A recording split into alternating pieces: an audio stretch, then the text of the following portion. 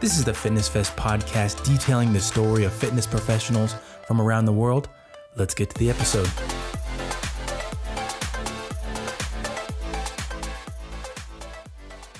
Welcome to the FitnessFest Podcast. My name is Tyler Valencia, and I'm the president of KIPS, Kettlebell Concepts, and Time to Train Fitness. In today's episode, we have a topic that is very close to me personally. I have had family members that have passed from their battles with cancer, and when I met somebody that is truly an inspiration, I felt it was an honor to be able to work with her. And today we're going to talk about yoga for cancer patients. So we have Vickie Kuchinski. I had to practice to make sure that we had her name down. But Vickie, thank you for coming on the podcast. And to kick things off, can you start by explaining your background in health and wellness? Sure. Well, first of all, thank you, Tyler, for having me. Means a lot. And so I started fitness probably back in my late teens, early 20s, and I actually started teaching at an all-women's health club back in Illinois. And so started teaching back in the day when there was the high-impact aerobics, and then step aerobics came in. So that's where I started in fitness. I didn't even start in yoga, didn't even know what it was. I was more involved in, the personal training, teaching classes, and just trying to stay healthy, which, when you're young, you work out and you still think you can eat whatever you want type of thing. So that was my goal. Let me eat what I want, work out, but help others to, find their journey as well. And then I pretty much taught all throughout my 20s, and then I finally moved, and that was in Illinois. So then I moved to Arizona, and I taught for just a little bit in this little kind of fitness facility. It wasn't a major health club. And then I stopped teaching altogether. I just stopped teaching. I worked out here and there, but it's kind of like I lost myself for quite a few years. And then eventually what happened was we moved from the, the Phoenix metropolitan area a little further out into a smaller kind of rural community. And there was nothing out here. There was no fitness centers. There was nothing. They were just building. And so for me to try to find a fitness place, it was really difficult. And that was at a time when, when you're working out from home, it's just videos, which sometimes videos are really challenging and not motivating unless you have someone next to you working out with you. So finally, this community started to grow, and they had they would have classes in the elementary school they had. So they offered a few things, yogas, Pilates, and I think there was Zumba. And I was getting really depressed. I started to gain weight. And this is before my second cancer. So I just really was unhappy. And I went to this yoga class and I loved it. I was like, I really love this. This is great. I feel better. And I started trying to watch what I was eating, and I could tell I was, moving more. And that's when I realized I really loved yoga more than the intense workouts with the weights and doing Zumba. I just loved yoga, and that's how I first fell in love with yoga. Nice. Yeah, it's, that was something that I felt saved me from that depression and that anxiety I was feeling that, no one likes to feel that way. And everybody deals with things differently with whatever they're going through.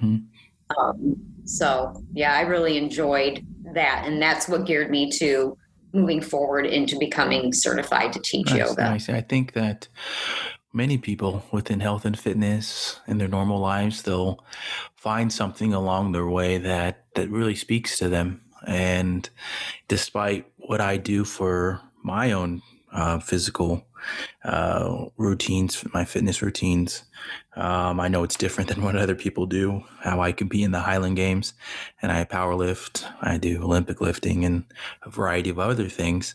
I've always come from the belief that whatever gets people moving, keeps them active, and keeps them motivated. I feel like that's the part that we often miss on, is that the motivation factor. What are those things that will get somebody up on a Saturday, on a Sunday, and get them moving? Because it's, as we all know, that overweight, obesity, that's a major thing in our country. So how can we get people moving? And this kind of flows into my next question, because I think that there's these barriers that exist. And that is always a component that I talk about in podcasts whenever we're talking about physical fitness, when we're talking about working with clients, is the barriers that exist with the client, with your specific, I'll say, area. And I know that you've written some great blogs with yoga and cancer. What are some of those mental barriers that exist when fighting cancer? Oh, well, where shall I begin? Anxiety, stress, fatigue. If you're physically going through radiation and chemo, I had to go through radiation for my second cancer with my throat cancer. And that was very, I might get emotional here because you're bringing up an emotion that I really struggled with. Because when you have to go through something like that, and then, they had to mold a mask to my face because I had to go through radiation. So they mold this mask. Well, first of all, I'm claustrophobic. So imagine someone claustrophobic getting plaster put on their face. I told them, I'm claustrophobic. This may not work. I may freak out. And that's where my yoga breathing came in, right? I literally just laid there and just started to do my yogic breath in just deep breaths, inhaling and exhaling, helped me get through and it wasn't even that long I was laying there. It felt like forever to me, but it was maybe 10 minutes, and that was it. And so that was my first emotional experience, and that's just and that's just me. It can be different for others. But then the first day I had to go in for the radiation and lay down, and they had to put the mask over me, I instantly started to have an anxiety attack. And they looked at me and are you all right? I'm like, I don't know. I think I'm having an anxiety attack. I feel like I can't breathe. But these people are trained for this. They were amazing to work with. I just felt they made me feel so much more comfortable. They made me calm down. They actually gave me a ring to hold on to, just to grip it, and then that helped. For some reason that helped me. And I was like, okay, I feel so much better. I started to relax. I could feel my shoulders just relaxing more. Whereas when I was still just sitting there at first, laying there, I should say, my shoulders, I could feel them just creeping up to my ears. And so that was, that emotion was really heavy for me. I would imagine most cancer patients go through some form of that as well, depending on what they're going through. I know it can be stressful, and not just on the cancer patient, but also on your caregiver, whoever that may be. My husband was, and my husband and my parents were, and I even had friends who always were there for me during my treatment. It just was amazing that I knew I was not alone. I bet. Physiologically, can you go back to how your body felt? I feel like that is something that many trainers, fitness professionals, they don't understand that. I feel like that connection from the trainer to working with a client that has cancer, they might think, why can't you just do that? But I know physiologically that your body's just going through so many things, and a trainer needs to be able to empathize with that individual. Can you speak on that? Sure. So even from my perspective, and I'll share what I went through physiologically, because I was still teaching as I was going through radiation. So this is a good example. So I was able to teach for a while. while I was going through radiation, and I was teaching 3 days a week, plus working full time. I was still working, getting radiation and teaching 3 days, teaching yoga 3 days a week. And physiologically, my body so wanted to shut down. The fatigue you feel, and I only received radiation, so I can just imagine what chemo and radiation can do to someone. So I was very fatigued, but I also knew when not to push my body any further. I was able to take myself and just remind myself that you have to teach, Vic, and you're there for them. This is not about you. And so I geared my mind to feel that you're fatigued, but this is okay. Don't overdo it. Yet, then there was a time that after so many weeks of the radiation, my throat would start to dry out more. I was to the point where I was getting hoarse. And at that point, I could not teach. And that's just one aspect of physiologically not being able to allow that body to do anything further.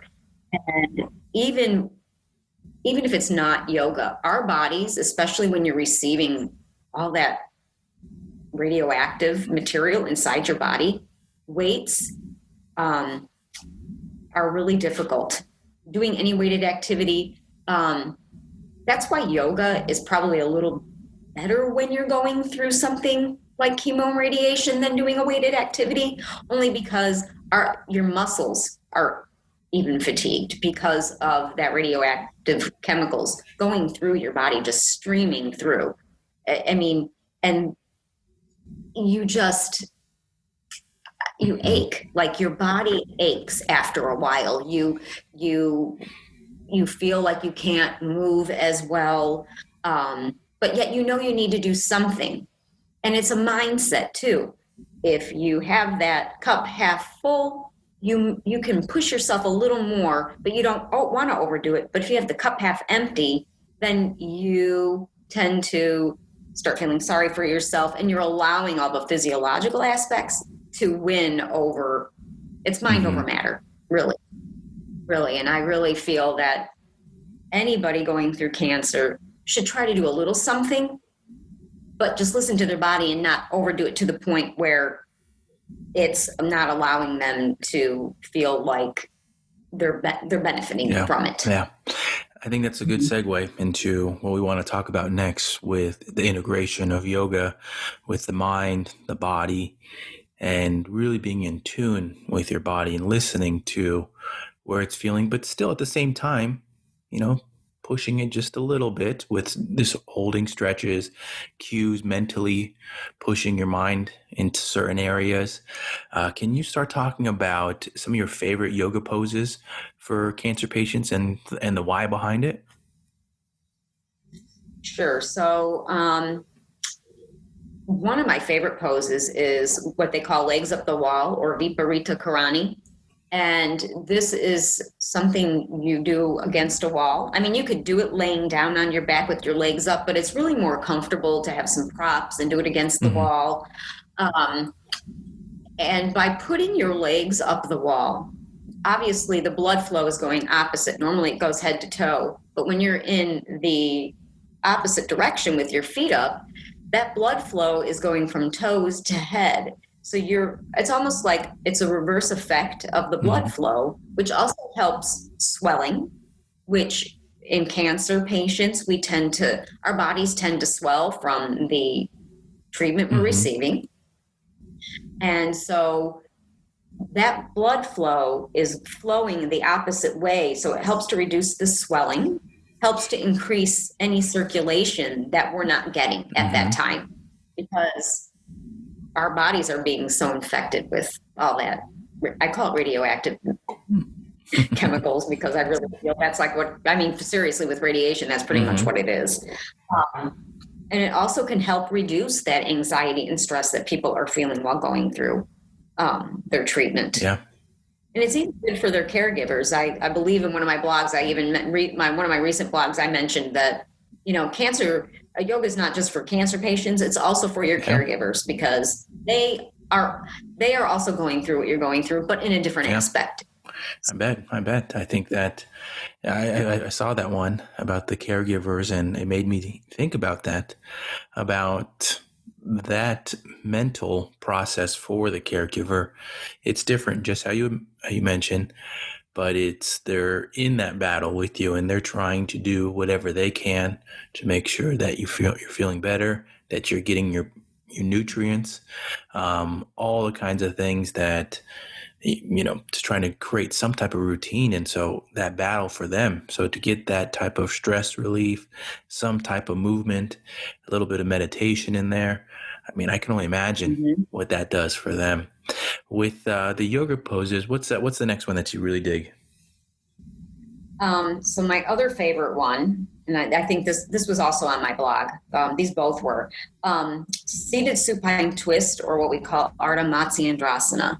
And what that's really good for is twists are really good for our digestion. So in other words, I always tell people, digestion, you're twisting. What do you think it's going to do? It's going to release gas. It does. And we need that sometimes. Our bodies are so full of toxins that from what we eat. So if you don't eat healthy and you feel bloated, supine twists are really great to kind of just let all that out.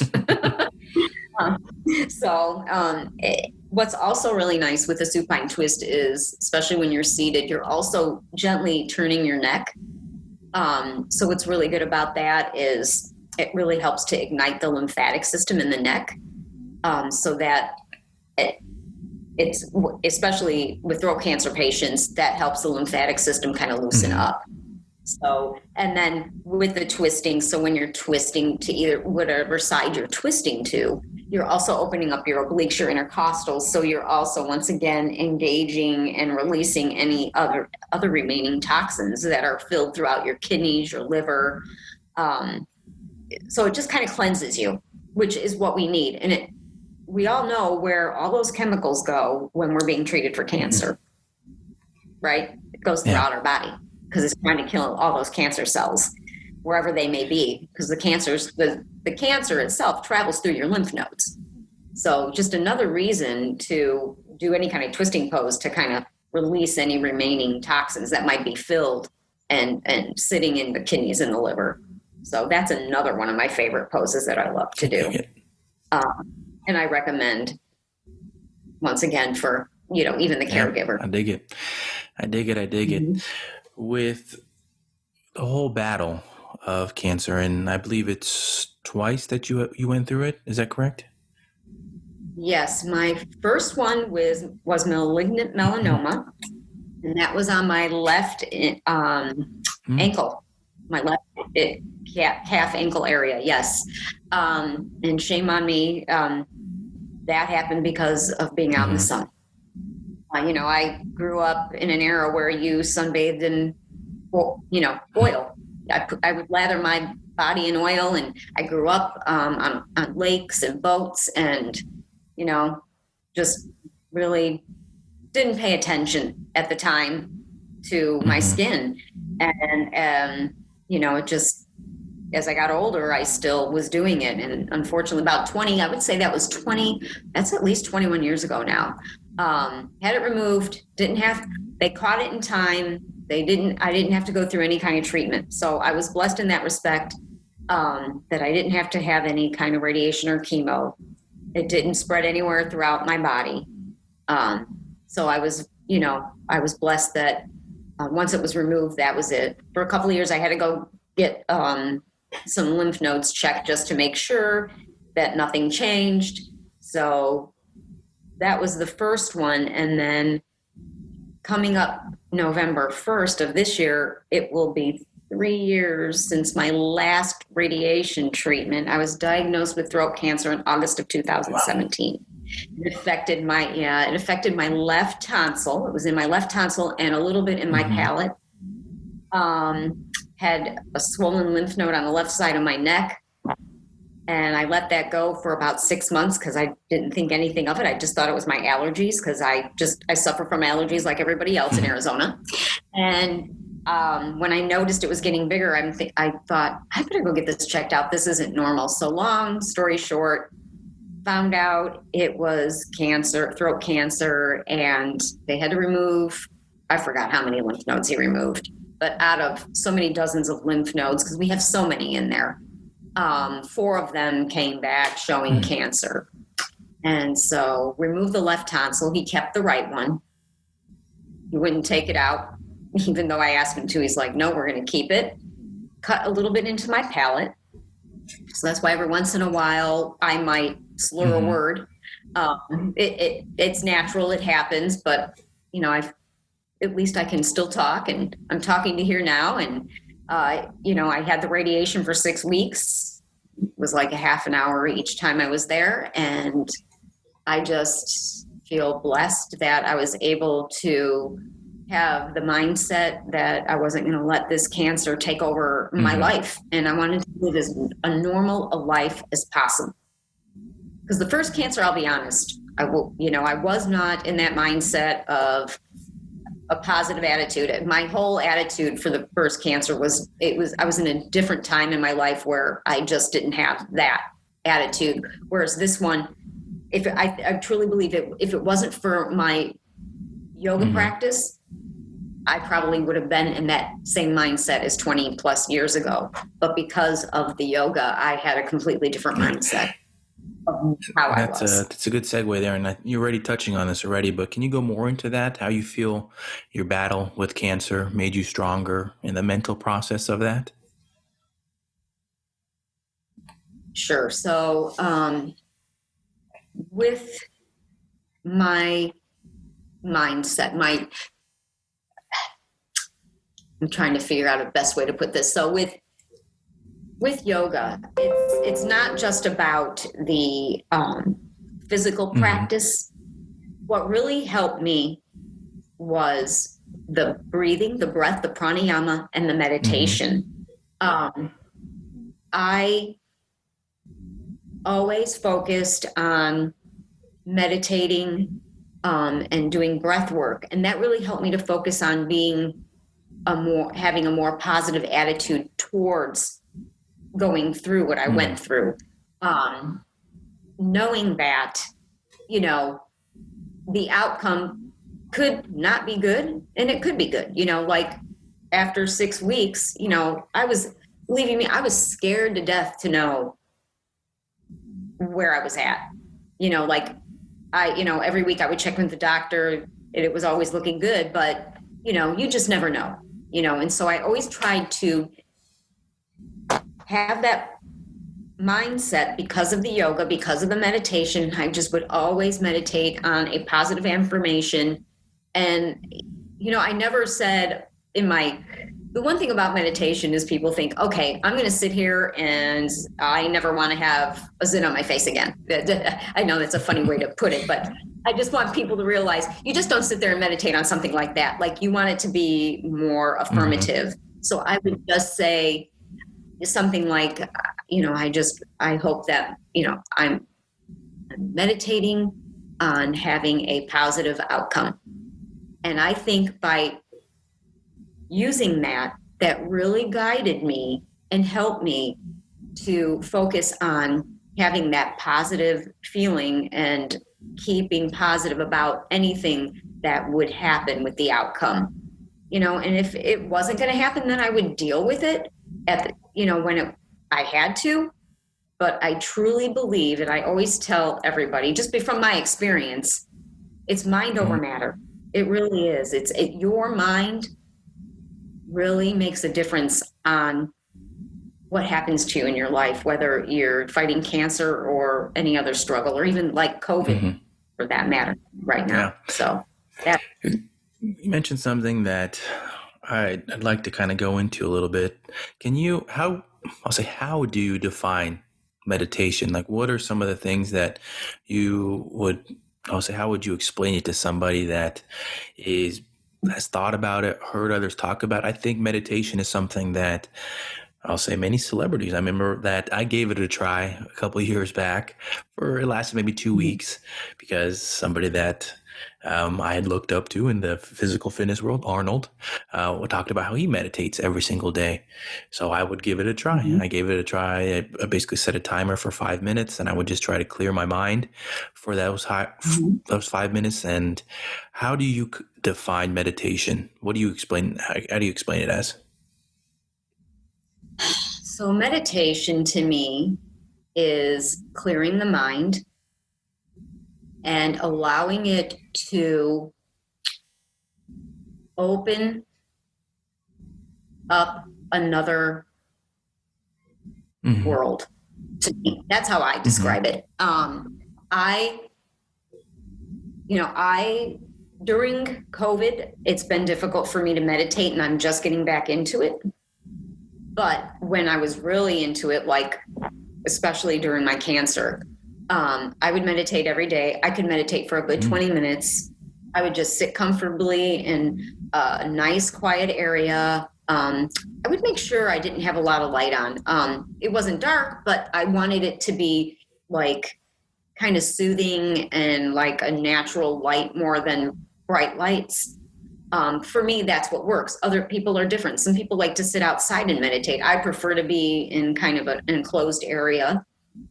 And the trick with meditation is that you have to be able to clear your mind. In other words, you have to try not to be thinking about what you're going to do after you're done meditating or, oh, I forgot to call so-and-so. You want to be able to just sit there and allow your mind to just free itself of clutter.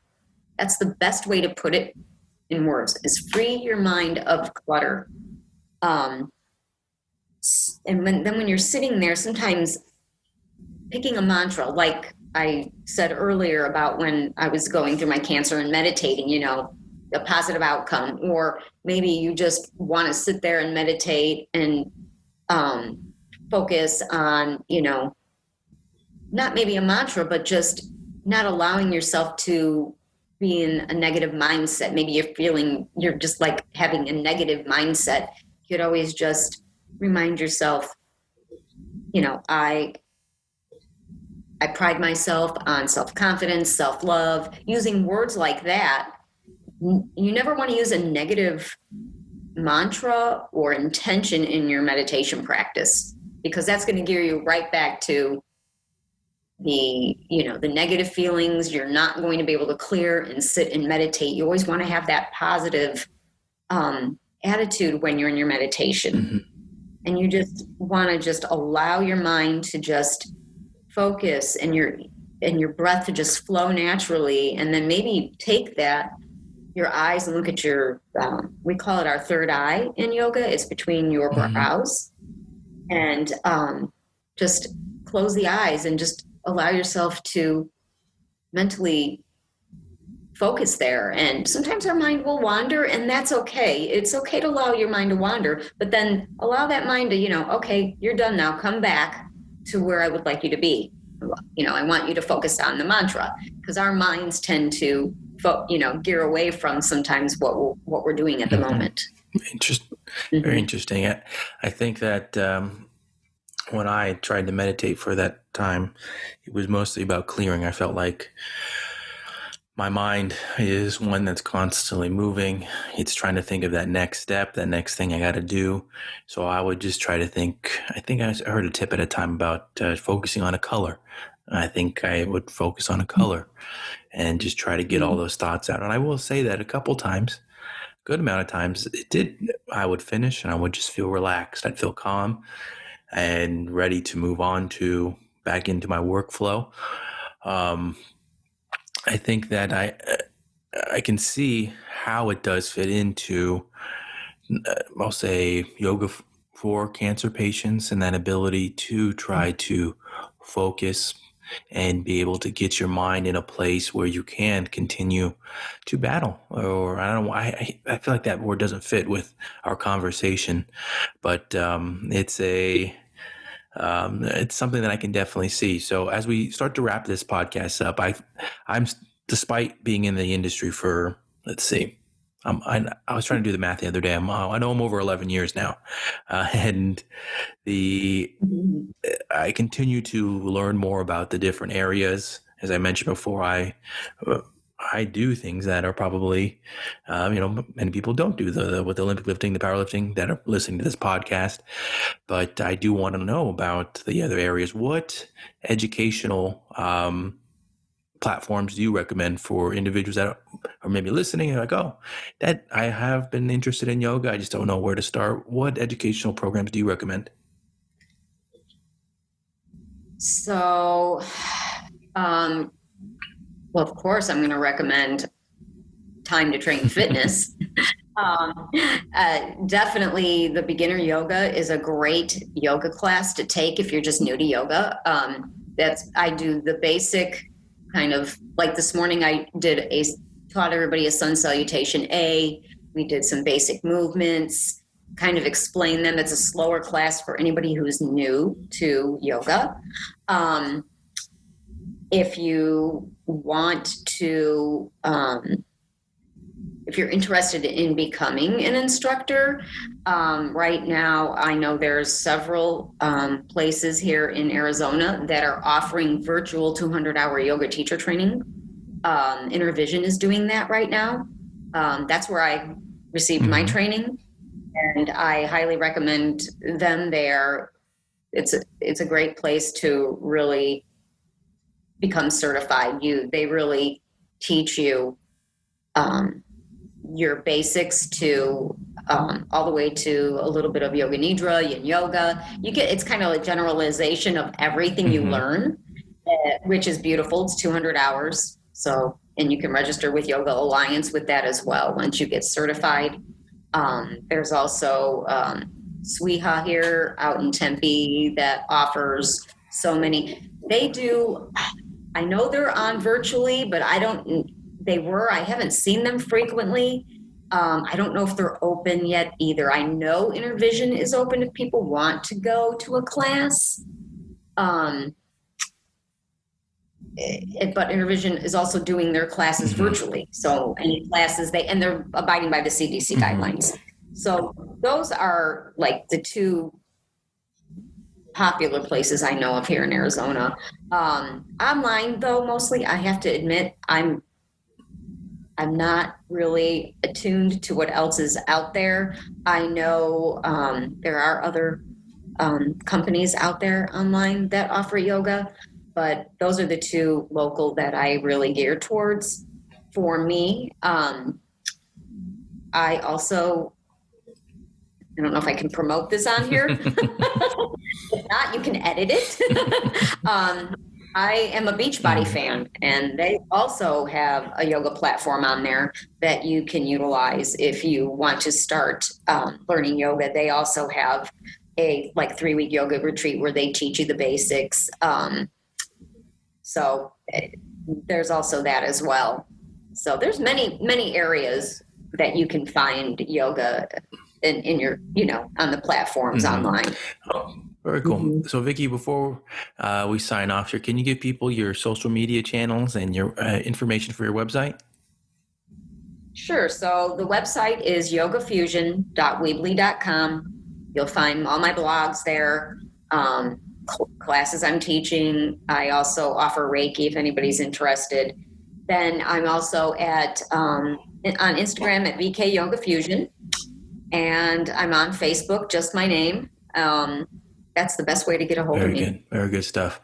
Vicki, thank you for really, sharing your journey, I'll say all the information with your battles with cancer. I started off by saying this episode was something that is close to me. And so being able to talk about it, and I will say that this episode, we've had 2 really solid episodes in a row with this FitnessFest podcast where the guests really opened up about their life, and it's I'll say stuff that I couldn't have expected it. So it's great to be able to have these types of conversations. People listen to them and people tune in for. So thank you again, Vicki.